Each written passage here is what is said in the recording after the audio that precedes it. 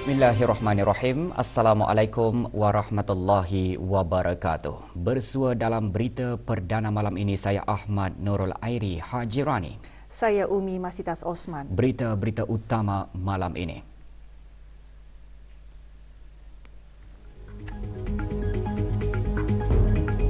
Kebawah Duli Yang Maha Mulia Paduka Seri Baginda Sultan dan Yang di-Pertuan Negara Brunei Darussalam berkenan menerima mengadap Laksmana Muda Jafri D. Andini.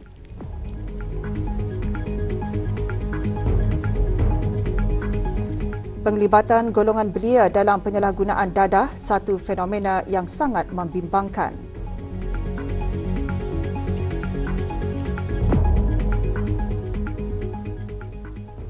Kebawah Duli Yang Maha Mulia Paduka Seri Baginda Sultan Haji Hassan Al-Bolkiah Ma'izzuddin Wad-Daulah Ibni Almarhum Sultan Haji Omar Ali Saifuddin Sadul Khairi Waddin Sultan dan Yang di-Pertuan Negara Brunei Darussalam petang tadi berkenan menerima mengadap Laksmana Muda Jafri D. Andini, Commander of Armed Forces in French Polynesia, Commander of the Pacific Experimental Centre, Commander of the Pacific Ocean and French Polynesian Maritime Zone and Commander of the French Polynesia Defence Base. Majlis mengadap berlangsung di Istana Nurul Iman. Rombongan berada di negara ini bagi lawatan rasmi selama 5 hari bermula 23 September 2023. Lawatan tersebut mengukuhkan lagi hubungan pertahanan dan ketenteraan antara negara Brunei Darussalam dan Republik Perancis dengan kedua-dua buah negara mempunyai kerjasama dua hala dalam bidang pertahanan dan ketenteraan yang kian meningkat sejak penandatanganan Memorandum Persefahaman mengenai kerjasama dalam bidang-bidang pertahanan dan kelengkapan pertahanan pada 25 Februari 1999. Hadir semasa majlis mengadap Yang Berhormat Pihin Datu Lala Raja Major Jeneral Bersara Datuk Paduka Seri Haji Awang Halbi bin Haji Muhammad Yusof, Menteri di Jabatan Perdana Menteri dan Menteri Pertahanan kedua, dan Major Jeneral Datuk Paduka Seri Haji Muhammad Hazaimi bin Bul Hassan, Pemerintah Angkatan Bersenjata di Raja Brunei. Kebawah Duli Yang Maha Mulia berkenan menerima mengadap Laksmana Muda Jafri D. Andini. Menyertai Laksmana Muda Jafri D. Andini, Tuan Yang Terutama Bernard Reynald Fabry, Duta Besar Istimewa dan Mutlak Republik Perancis ke negara Brunei Darussalam, dan Kapten Laut Riaz Ahun, Atache Pertahanan Perancis di Republik Singapura yang juga diiktiraf ke negara Brunei Darussalam.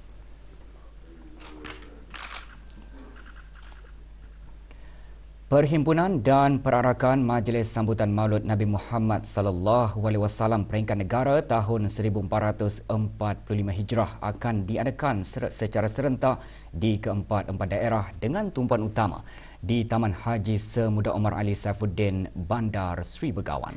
Dengan tema Sunnah Dihayati, Hidup Diberkati, Perhimpunan dan Perarakan tersebut akan diadakan pada Khamis 28 September bermula 7 pagi.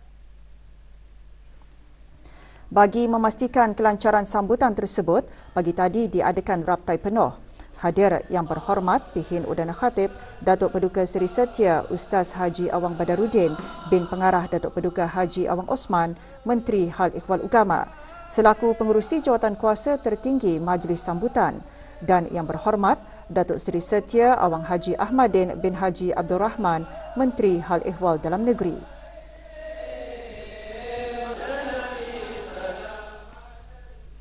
Majlis Dikir sempena sambutan Maulud Nabi Muhammad sallallahu alaihi wasallam diteruskan lagi oleh pelbagai pihak di negara ini. Lewat petang kemarin, rombongan Jabatan Perdana Menteri dan Kementerian Pertahanan mengadakan Majlis Dikir Maulidur Rasul di Masjid Universiti Brunei Darussalam. Rombongan diketuai oleh Yang Berhormat Pihin Datu Lala Raja Major Jeneral Bersara Datuk Paduka Seri Haji Awang Halbi bin Haji Muhammad Yusof, Menteri di Jabatan Perdana Menteri dan Menteri Pertahanan kedua. Majlis dianjurkan dengan kerjasama Jawatan Kuasa Takmir Masjid Universiti Brunei Darussalam. Kementerian Sumber-Sumber Utama dan Pelancongan dan jabatan-jabatan di bawahnya juga mengadakan majlis serupa di Masjid Duli Raja Isteri Pengiran Anak Damit, Kampung Kilanas. Hadir Yang Berhormat Datuk Seri Setia Dr. Awang Haji Abdul Manaf bin Haji Metusin, Menteri Sumber-Sumber Utama dan Pelancongan.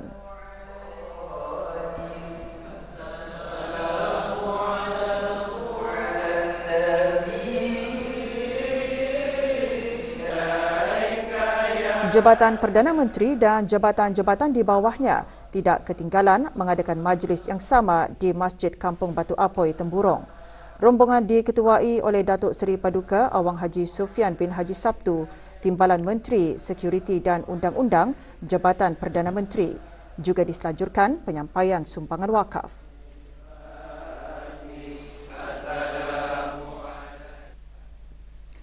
Sempena Hari Kebangsaan Kerajaan Arab Saudi ke-93, Kedutaan Besar Kerajaan Arab Saudi di negara Brunei Darussalam mengadakan majlis resepsi semalam.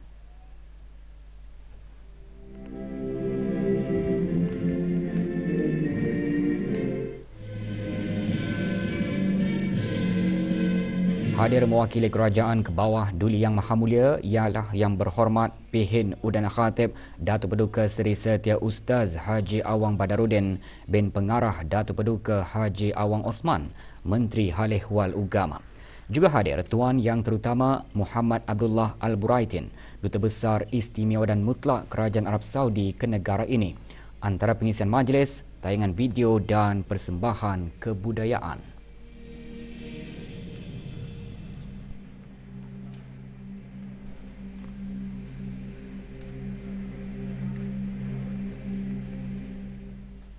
Pembinaan menyumbang sejumlah besar pelepasan gas rumah hijau. Ikuti bahan berita mengenainya seketika nanti.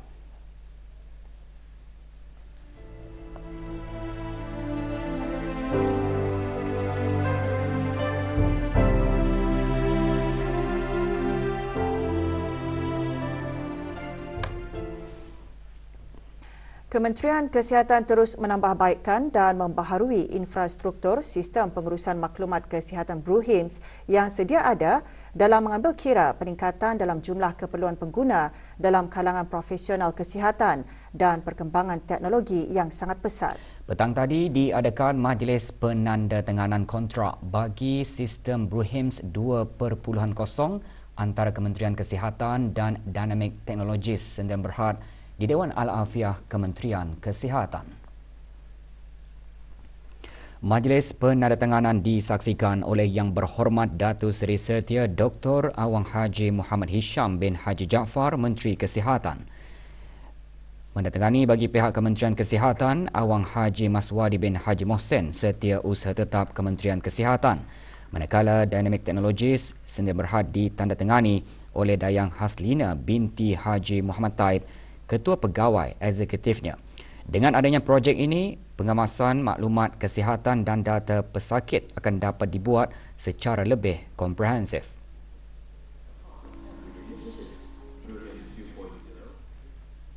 Dalam usaha membudayakan masyarakat membaca, Dewan Bahasa dan Pustaka DBP melalui bahagian perpustakaan pagi tadi mengungkayahkan sidang Kemuncak Galakan Budaya Membaca 2023. Persidangan diadakan di Balai Sarmayuda DBP Berakas. Hadir Yang Berhormat Datuk Seri Setia Awang Haji Nazmi bin Haji Muhammad, Menteri Kebudayaan Belia dan Sukan. Dalam pembentangan bertajuk Membaca Memelihara Maqasid Syariah, Dr. Haji Muhammad Rozan bin Datuk Paduka Haji Muhammad Yunus, Profesor Adjung Universiti Brunei Darussalam, menyentuh mengenai membaca sebagai terapi yang banyak memberikan impak positif kepada minda pembacanya. Sidang kemuncak diakhiri dengan pembentangan resolusi yang disampaikan oleh Dayang Nur Hasinah binti Haji Moksin, Ketua Perpustakaan Universiti Islam Sultan Sharif Ali. Juga diadakan penyerahan resolusi kepada Menteri Kebudayaan Belia dan Sukan.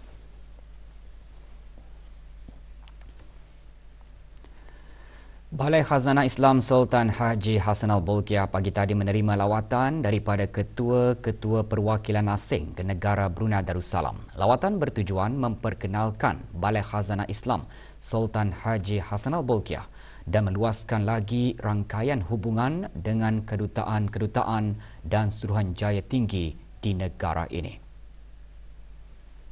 Rombongan melawat galeri pameran yang menempatkan beberapa koleksi unik dan menarik, antaranya mushaf dan manuskrip serta tongkat dan tasbih. Juga berpeluang mengunjungi galeri rambut mulia Rasulullah sallallahu alaihi wasallam yang kini dibuka bagi kunjungan orang awam sehingga Khamis ini.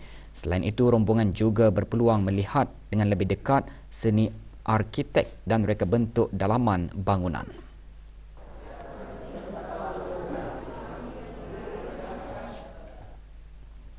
Majlis Mesyuarat Negara hari ini menerima lawatan kerja daripada rombongan Dewan Perwakilan Rakyat Aceh, Republik Indonesia. Lawatan diadakan di bangunan Dewan Majlis, Jalan Dewan Majlis. Rombongan Dewan Perwakilan Rakyat Aceh yang diketuai oleh Jurutera Haji Azhar Abdul Rahman, Setiausaha Komiti 3 Dewan Perwakilan Rakyat Aceh itu dialu-alukan oleh Yang Dimuliakan Pihin Orang Kaya Pekermajaya Datuk Paduka Awang Haji Judin bin Haji Asar, Setiausaha Majlis Mesyuarat Menteri-Menteri Kabinet dan Jurutulis Majlis-Majlis Mesyuarat. Semasa lawatan, kedua-dua pihak berpeluang mengadakan perbincangan serta bertukar-tukar pendapat dan maklumat yang antaranya menumpukan kepada ekonomi dan sektor pelancongan serta perbankan Islam.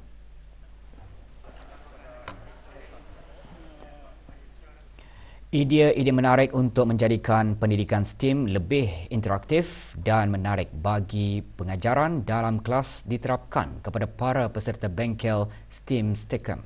Selain itu, pagi tadi diadakan perasmian bengkel tersebut di Sekolah Chung Hua Kiudang, daerah Tutong. Perasmian disempurnakan oleh Yang Berhormat Dayang Chong Chen Yi, Ahli Majlis Mesyuarat Negara. Bengkel disertai oleh para pelajar tahun 4 hingga 6, pelajar sekolah berkenaan serta 50 orang guru dan sekolah-sekolah rendah dan menengah serta sekolah swasta. Melalui bengkel tersebut, ia dihasrat dapat membimbing para guru dalam menggabungkan idea menarik untuk menjadikan pendidikan STEM lebih interaktif dan menarik.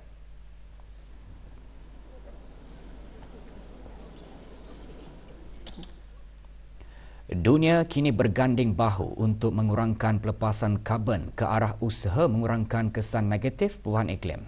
Tidak dapat dinafikan, pembinaan dan persekitaran binaan menyumbang sejumlah besar pelepasan gas rumah hijau dan penggunaan tenaga yang sangat tinggi. Setiausaha Tetap Infrastruktur Perumahan dan Profesional Kementerian Pembangunan menyatakan perkara itu semasa sesi Dialog Pembinaan Hijau 2023 pagi tadi. Jurutera Awang Haji Amir Hishamuddin bin Pihin Orang Kaya Amar Pahlawan Datuk Seri Setia Awang Haji Zakaria berkata, salah satu asas pembinaan hijau ialah kecekapan tenaga. Mereka bentuk dan membina bangunan yang menggunakan sedikit tenaga untuk pemanasan, penyejukan dan pencahayaan bukan hanya mengurangkan kesan karbon tetapi juga menjimatkan kos tenaga jangka panjang. Pelaburan dalam amalan pembinaan mampan akan membuka peluang pekerjaan baharu, merangsang inovasi dalam industri pembinaan dan membuka peluang kepada pasaran antarabangsa. Sesi pertama dialog dibuka dengan perbincangan mengenai peluang dan cabaran pembinaan mampan. Manakala sesi kedua meliputi tajuk paradigma masa depan mengenai literasi kelestarian dalam memahami bahan hijau dalam pembinaan. Dianjurkan oleh Butera Heidelberg Siemens Sdn Bhd, dialog diadakan di sebuah hotel di Jerudong.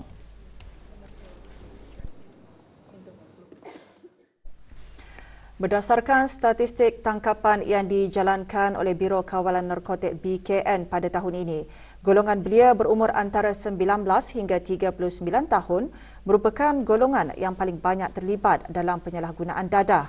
Ini merupakan satu fenomena yang amat membimbangkan kerana ia akan menjadi satu senario yang menakutkan kepada masa depan masyarakat dan negara.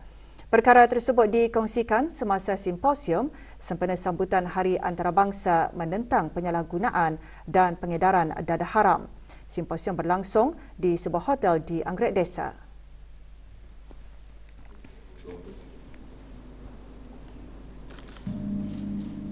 Simposium dirasmikan oleh Awang Zul Hussam bin Haji Abdul Samad Pemangku Setiausaha Tetap, Sekuriti dan Undang-Undang Jabatan Perdana Menteri.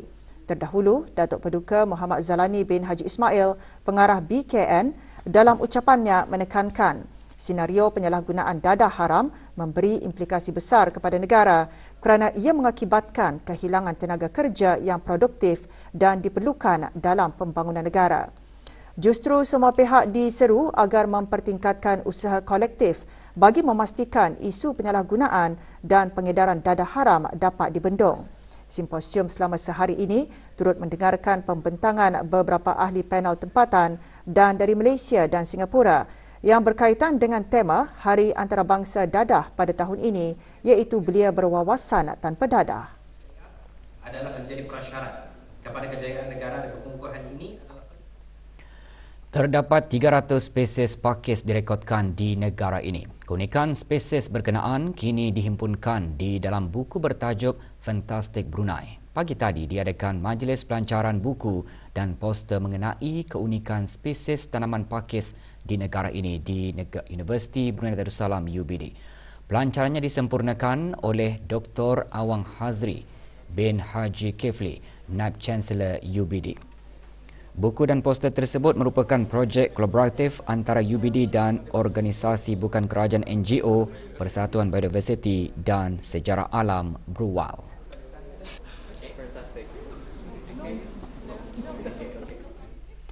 Pelbagai hidangan antarabangsa dipamerkan semasa sambutan Hari Antarabangsa 2023 yang diadakan di Universiti Teknologi Brunei UTB dengan tema negara-negara di seluruh dunia. Sambutan melambangkan perpaduan global selain memperkukuh hubungan dengan pelajar-pelajar antarabangsa. Hadir Datin Paduka Profesor Dr. Dayang Hajah Zohrah binti Haji Sulaiman, Naib Chancellor UTB. Pelbagai aktiviti juga diadakan yang memaparkan kepelbagaian budaya global. Acara dikendalikan oleh Jawatankuasa Eksekutif Exco Budaya, Hal Ehwal Antarabangsa Exco, Kampus LEAD, Kejuruteraan Kimia dan Petroleum dan School of Business, Economics and Management. Juga hadir ketua-ketua perwakilan asing yang menetap di negara ini.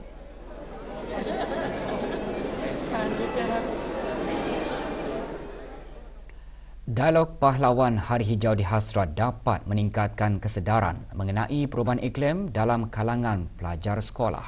Bahan beritanya menyusul selepas ini.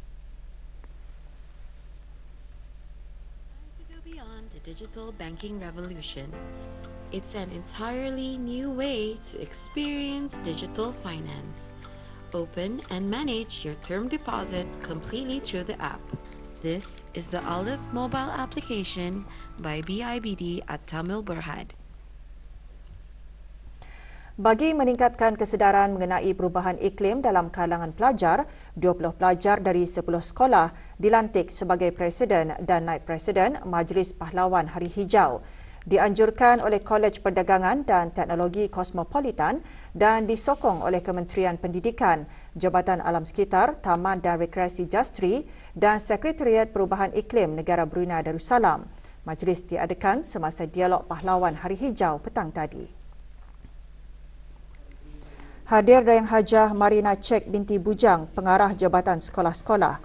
Majlis diteruskan dengan perbincangan dialog bertajuk Bumi Kita, Tanggungjawab Kita. Program yang dihadiri oleh 100 pelajar ini bermatlamat untuk memacu perubahan positif dalam masyarakat. Majlis berlangsung di The Garden Central, Kampung Rimba. Program literasi penerangan bagi belia mukim daerah Belait buat julung kalinya diungkayahkan sebagai salah satu inisiatif baharu Jabatan Penerangan menggunakan pendekatan whole of government. Seramai 47 orang belia mengikuti program selama 2 hari itu. Diungkayahkan oleh Jabatan Penerangan, program kali ini melibatkan belia dari Persatuan Minda Youth Belait dan belia di bawah mukim daerah Belait. Program seumpamanya bertujuan memberi pendedahan kepada belia agar sebarang perancangan dan perkembangan adalah selaras dengan dasar negara.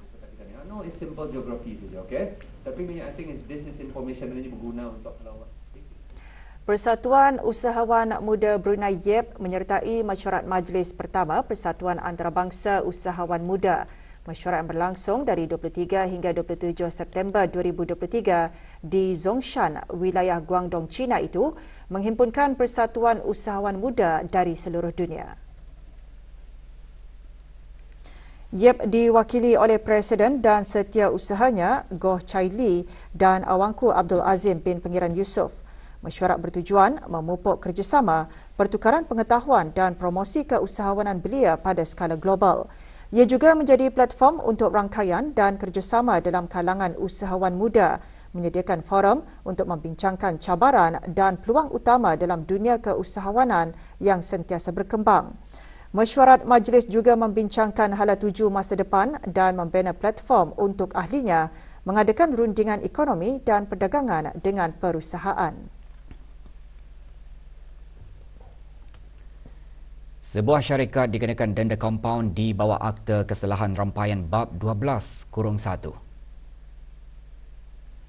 Readymix Concrete Sdn Bhd dikenakan denda RM2,000 oleh Jabatan Alam Sekitar, Taman dan Rekreasi Jastri atas kesalahan mengalirkan cecair ke sungai berhampiran kawasan perindustrian Kampung Mulaut.